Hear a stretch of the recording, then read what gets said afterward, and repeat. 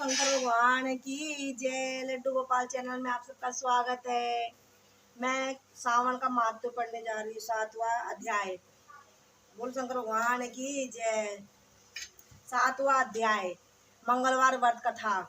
भगवान शंकर ने कहा, सनत कुमार से कहा, अब मैं तुम्हें मंगलवार व्रत का कथा महत्व सुनाता हूँ। ध्यान पूर्वक सुनो। इस व्रत को मंगला गौरी व्रत भी कहते हैं। इसके करने से वह वैधव के भोग का नाश होता है।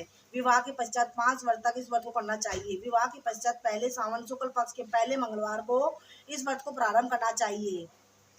पुष्प मंडप का निर्माण कर उसे केले के स्तंभों से सुशोभित करना चाहिए। अनेक प्रकार के फूलों और रेशमी कपड़ों से विभूषित करें। मंडप में देवी को सोने की प्रतिमा अथवा किसी अन्य धातु की प्रतिमा बनाकर स्थापित करनी चाहिए। उस महिमा में मंगला गौरी को 16 उपचारों से, 16 दुर्वा दलों से, 16 चिड़चिड़ा दलों से, 16 चावल तथा 16 चने की दाल के दानों से अर्चना करनी चाहिए। 16 बत्तियों वाला दीपक है, 16 दीपक जलाकर भक्ति पूर्वक दही और चावलों का निवेद अर्पण करना चाहिए। देवी से निकट सील लोढ़ा रखना चाहिए। इस तरह विवाह उपरांत 5 वर्ष तक व्रत करना चाहिए। 5 वर्ष पश्चात ध्यापन करके माता को बायना देना चाहिए। अब मैं तुम्हें बायने के बारे में बताता हूँ। मंगला गौरी की एक सोने की प्रतिमा या एक सामर्थ्य के अनुसार सोने की प्रतिमा बनवाए। अपनी सामर्थ्य के अनुसार सोने अथवा चांदी आदि से निर्मित घड़े को चावलों से भरे। उसके ऊपर पहनने के वस्त्र, साड़ी, ब्लाउज आदि रखे। उसके ऊपर मंगला गौरी की प्रतिमा रखे। देवी के समीप सील सोड़ा रखे। सील लोढ़ा सोने का या चांदी का होना चाहिए। इस प्रकार माता के लिए बायना देना चाहिए। इसके बाद 16 सुहागन ब्राह्मणों को भोजन कराए। इस प्रकार व्रत करके मात्र से 7 जन्म का सौभाग्य अटल रहता है। ब्रह्मा पुत्र संत कुमार ने भगवान शंकर से पूछा, इस व्रत करने के पहले किसने किया, उसका फल क्या मिलता है। भगवान शंकर ने कहा, पूर्व काल में कुरुक्षेत्र में श्रुति कीर्ति नामक राजा रहता था। वह शास्त्रों का ज्ञाता था, उसका कोई शत्रु नहीं था। वह 64 कलाओं का ज्ञाता, धनुर्विद्या में निपुण था। उसे सब प्रकार का सुख था, परंतु उसकी कोई संतान नहीं थी। इसी कारण दुखी रहता था। उसकी संतान के लिए देवी की आराधना की। एक दिन देवी ने उसकी आराधना को प्रसन्न होकर उसे साक्षात दर्शन दिए और उसे वर मांगने को कहा। श्रुति कीर्ति ने देवी से एक पुत्र की मांग की। राजा के वचन सुनकर देवी मुस्कुराई। देवी बोली, हे राजा, तुमने एक दुर्लभ वस्तु की याचना की है, फिर भी मैं तुमको पुत्र अवश्य दूंगी। तुम्हें एक गुणवान पुत्र प्राप्त होगा, परंतु उसकी आयु 16 वर्ष की है।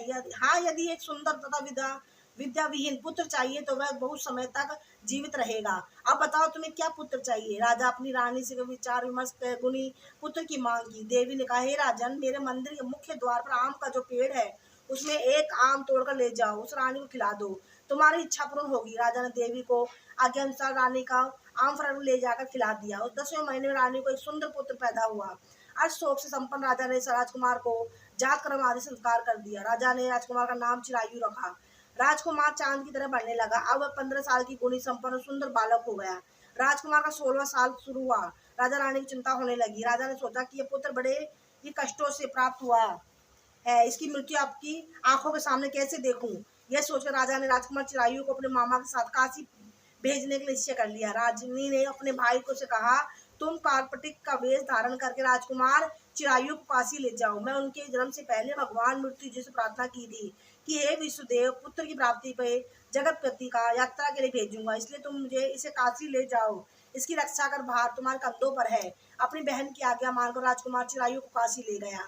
कई दिन तक यात्रा के बाद वह आनंद नगर पहुंचे। आनंद नगर के राजा का नाम वीरसेन था। राजा ने सर्व संपन्न रूपा वल्य वाली मंगला गौरी नाम की राजकुमारी थी। उस समय वह राजकुमारी सखियों सहित बगीचे में खेल रही थी। उस समय वह चिरायु उसके और मामा पहुंचे। वे दोनों बालिकाओं को क्रीड़ा करने के लिए वहां रुक गए। राजकुमारी की सहेलियों में से एक सहेली ने क्रोध कर भर राजकुमार चिरायु को डंडा कहा। राजकुमारी ने अपनी सहेली से कहा, हे सखी, तुम दुर्वचन क्यों बोल रही हो। मेरे साथ अयोग्य वाणी बोलने वाली कोई नहीं है। देखो, मंगला गौरी को प्रसाद एवं मंगला गौरी व्रत के प्रभाव से मेरे हाथ में जिसके माथे पर चावल गिर जाए उसके साथ मेरे विवाह हो जाने पर यदि वह अल्पायु वाला है तो वह चिरायु हो जाएगा। इसके बाद बालिकाएं अपने अपने घरों के लौट गई। राजकुमार भी महल पर चली गई। उस दिन राजकुमारी मंगला गौरी का विवाह बालिक देश के राजा दुष्कर्मों का पुत्र सुकेतु के साथ होने वाला था, परंतु सुकेतु मूर्ख, कुरूप और बहरा था। इसका बात का पता जब वीरसेन को नहीं था। अंत वर पक्ष वालों को विवाह मंडप में एक अन्य अच्छा वर ले जाने के निश्चय किया। विवाह उपरांत पर प्रस्तुत वर को भगा दिया जाएगा। इसके प्रकार सुकेतु राजकुमार अपने नगर अपने देश ले जाएगा। इसका विचार कर वर पक्ष के कुछ आदमी चिरायु के मामा को जाकर बोले, ये बालक तुम हमें दे दो, इसके द्वारा हमारा काम सिद्ध होने वाला है। इस पृथ्वी पे परोपकार से बढ़कर कोई दूसरा काम नहीं है। हम आदिवासी बात सुनकर राजकुमार चिरायु को मामा राजी हो गया, क्योंकि वह बगीचे मंगला गौरी की बात सुन चुका था। उन आदमियों से बोला, आप लोग इस लड़के को क्यों ले चाहते हैं? विवाह के लिए वस्त्र गहने तो मांगे जा सकते हैं, लेकिन वर को थोड़ा ही मांगा जाता है। फिर भी आपकी बात रखते हुए लड़का अपने साथ भेज रहा हूँ। वर पक्ष के लोग राजकुमार चिरायु को विवाह मंडप ले गए। विवाह कार्य संपन्न हो गए। विवाह के बाद राजा ने जब राजकुमार चिरायु मंगला गौरी के साथ सोया, उसी दिन उसका 16 व्रत समाप्त हो गया। ठीक उस समय काल सांप का रूप धारण कर कर वहां आया। संयोग में राजकुमारी मंगला गौरी की नींद खुल गई। उस सांप को देखा तो राजकुमारी ने सांप को पूजा की, उस पीने के लिए बहुत सा दूध दिया। मंगला गौरी ने कहा, मैं उत्तम व्रत करूंगी, मेरे पतिदेव को छोड़ दो, तुम्हें चिरंजीवी होने का आशीर्वाद दो। देखते ही देखते सांप कमंडल में घुस गया। राजकुमारी ने अपनी चोली में कमंडल का मुख बंद कर लिया। उस समय राजकुमार चिरायु अपनी शरीर के अंगों को ऐंठते हुए उठ बैठा। उसने राजकुमारी से कहा, मुझे बहुत भूख लगी है। राजकुमार ने माता के समझाकर लड्डू आदि लाकर राजकुमार को खाने को दिए। राजकुमार ने प्रसन्नता से लड्डू खाए। हाथों को धोते समय उसे हाथ से अंगूठी गिर गई। वह पान खाकर फिर सो गया। राजकुमारी कमंडल में बंद सर्प को बाहर फेंकने गई, लेकिन विधि के विधान के बाहर जाने पर चमकते हुए हार की कांति देख चकित हो रह गई। उसने हार को अपने गले में पहन लिया। कुछ रात शेष रहने पर चिरायु को मामों से ले गए। चिरायु जाने के बाद वर पक्ष के लोग सुकेतु को ले आए।